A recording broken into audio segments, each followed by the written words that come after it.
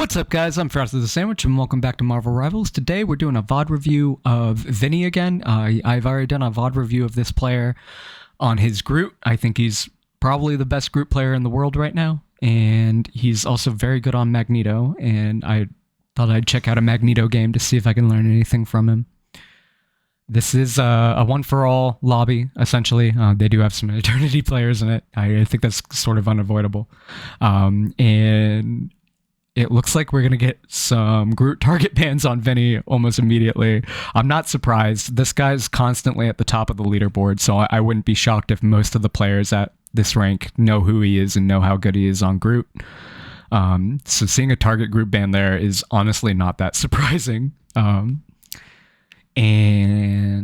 it looks like we did ban Storm out, which is pretty typical. Nothing special there. That's probably not a targeted ban. We got another target ban from the enemy team. They target banned 2 players, so Groot and Psylocke. Those are definitely not meta bans. Those are target bans. I'm sure they knew that Cosmic on this team was pretty good on Psylocke, so they wanted to take that away from him. And here, so we're starting off right back here. There's 2 spots on this particular point that I think are the strongest to defend. One is right here on this corner, and the other is just up the stairs, like basically at the top of the stairs just behind us. So I'm not surprised to see them trying to hold first at this little corner right here. I think it's the hardest for the enemy to push if you get good positioning here, but it looks like we are backing up a little bit. We're giving them some space. And so this is the second spot on this map that I think is probably the easiest to defend, is right here at the top of the stairs. So I'm not shocked that if we're going to back up and give them space, we're going to stop right here and try and hold them here. I think this is a very good spot to try and hold. And I'm looking right now to see what kind of combos he's doing. I haven't noticed a whole lot of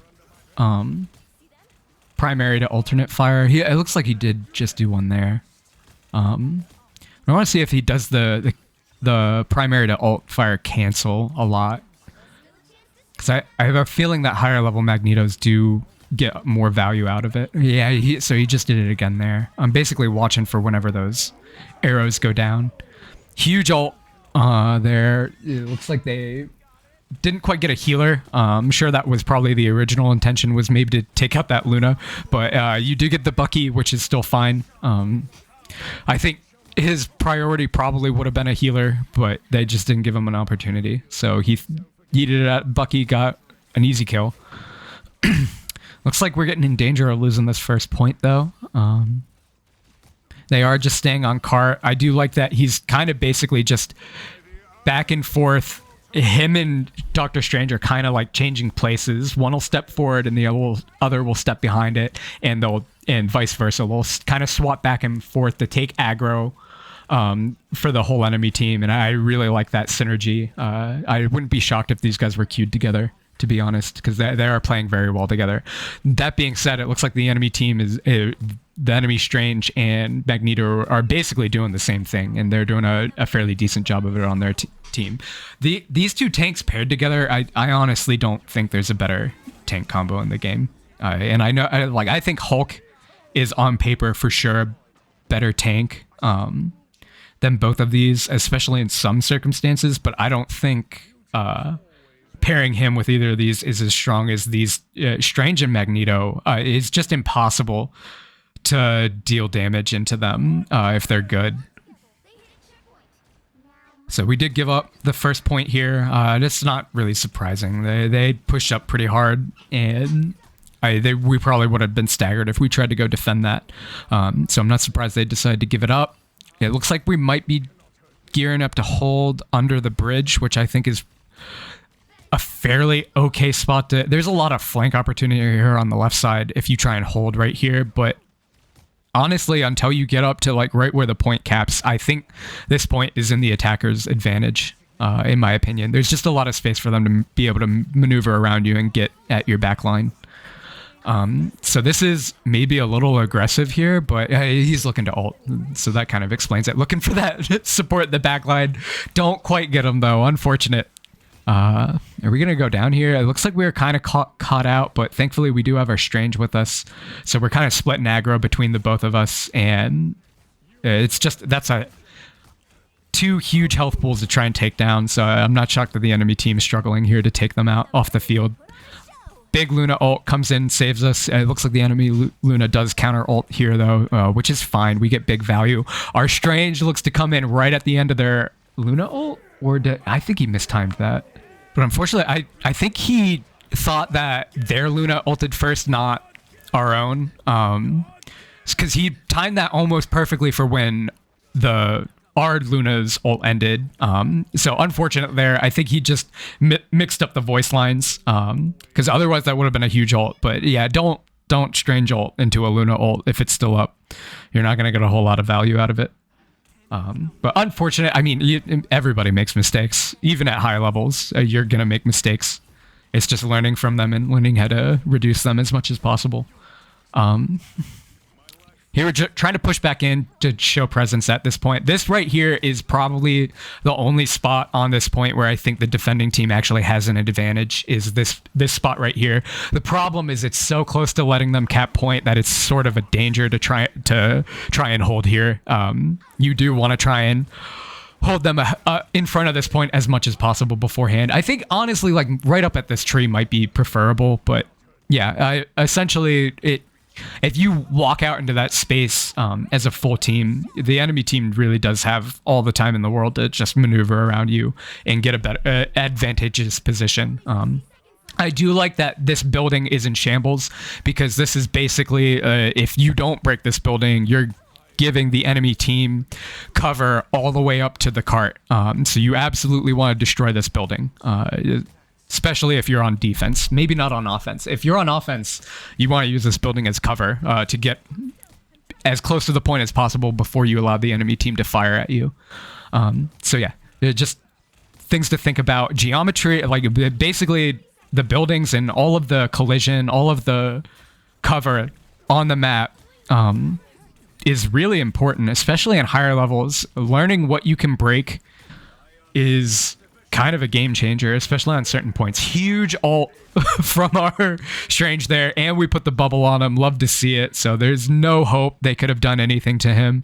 And fun fact, you can't even CC Strange when he's in that bubble. So that ult is just going to go off. You have to get out and respect it at that point.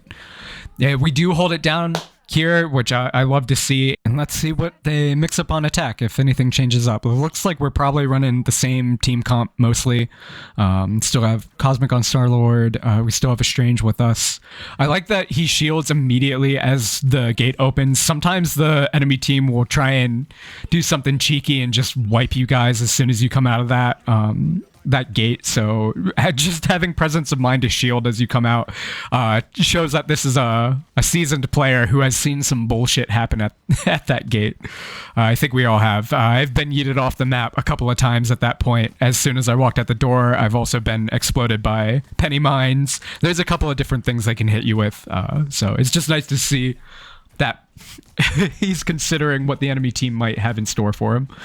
And here we're kind of pushed up to this corner for free. Again, it's kind of hard to hold that alleyway back there because there's just so many flanking opportunities. In this point in general is honestly kind of a nightmare, save the corner that we pushed up to and the top of the stairs right there where it looks like the enemy team has decided to try and hold down, which I'm not surprised. This is honestly typically where I think most teams, like if they know what they're doing and they're abusing, like finding the good spots on the map that give them the advantage, that is the spot they should have been holding. It doesn't still work out for them. Like again, it's advantage position is not everything. You can easily still win, as was showcased there. They were still able to crack the team, and there still are flank opportunities for your flankers, even if they're holding at the top of the stairs. So it's still, I think it's the strongest spot for the defending team to be, but there's still plenty of holes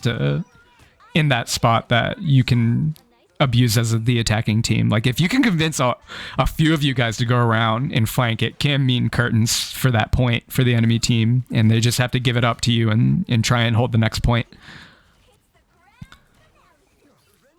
I really like. All right, so this is somewhat troll what the Namor is doing, but it's also honestly kind of good because it's he's basically setting up his turrets behind everyone and forcing everyone to have to turn around and look at him. I think he's probably just trying to salvage what he thinks is probably already a lost game by doing that playstyle. I don't think it's a typical Namor playstyle, but it is very interesting, and I could definitely see it working on certain team comps. I don't know if it's necessarily going to work when the Magneto and Strange are sticking with their team in supports and helping them, which is usually the case in this game. They do poke up a little bit. Like there that was pretty aggressive, but we made space for our enemy. We made space for our team to push the cart forward, which is really good. We kind of want to get it past that point right there where they can knock us off, although there's not a whole lot of opportunity on the enemy team to push. In fact, I don't think they have a single push, so this is honestly safe for us to do. You see an invisible woman on the enemy team, that point is a nightmare. It's going to be Yeet City, so definitely avoid that. But yeah, we're doing a great job. As you can see, we did not opt to destroy this building, and the enemy team hasn't destroyed it either. So they're kind of giving us free space to walk through, basically quick pathing to the cart and cover while we're doing it. Yeah, just walk through that building. Here we know we're probably going to win, so we just hold off the enemy team. And yeah, that is Magneto. A really solid mechanics and gameplay there. I honestly don't think I saw anything special other than really good positioning, really good ultimates. I think he found at least one kill in most of his ultimates. There might have been one or two where he failed, but most of his ultimates, he at least found one kill on a DPS or a support, usually a support, which is really good. That's sort of what you want to be doing as Magneto, is countering supports, especially if they're in their ultimate.